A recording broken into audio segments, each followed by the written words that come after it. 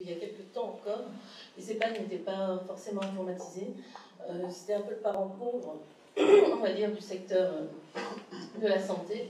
Et on a dû donc introduire l'informatique, mais aussi tout ce qui va avec le résident, c'est-à-dire que des familles qui sont de plus en plus loin géographiquement et qui font confiance à l'EHPAD pour prendre en charge le patient sur toute sa vie, c'est-à-dire du dossier médical, à son budget, etc.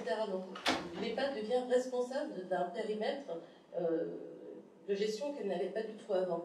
Donc ça pose aussi des problématiques d'outils de connexion par rapport à la famille. Comment j'envoie des nouvelles à une famille qui est en Chine? Comment j'envoie des nouvelles sur une pathologie à une famille qui se trouve aux États-Unis, qui se trouve même à Bordeaux? Je veux dire qu'il y a tout ça à sécuriser au niveau des flux de communication. Le consentement, est-ce que la personne est capable de consentir à cet envoi de données, vu qu'elle est vulnérable et bien souvent elle n'est plus du tout consciente de son environnement? Donc, au niveau des nouvelles technologies, moi ce qui m'intéresse beaucoup aussi, c'est toute la partie en fait unité protégée. Aujourd'hui, l'unité protégée, on sait, c'est une porte qui est fermée, etc., et des patients qui sont enfermés.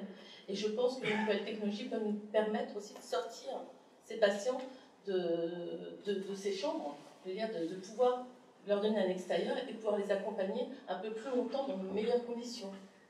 Il y a aussi tout ça à inventer. Je veux dire que les nouvelles technologies, effectivement, c'est des grosses bases de données, c'est des choses qui vont nous permettre de connaître un peu mieux les patients, etc.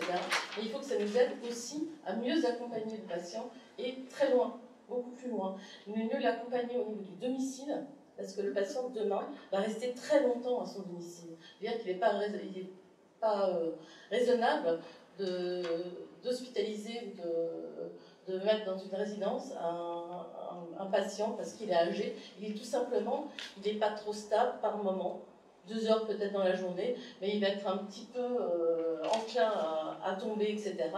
Et pourquoi le mettre dans une résidence à vie, pour le reste de sa vie?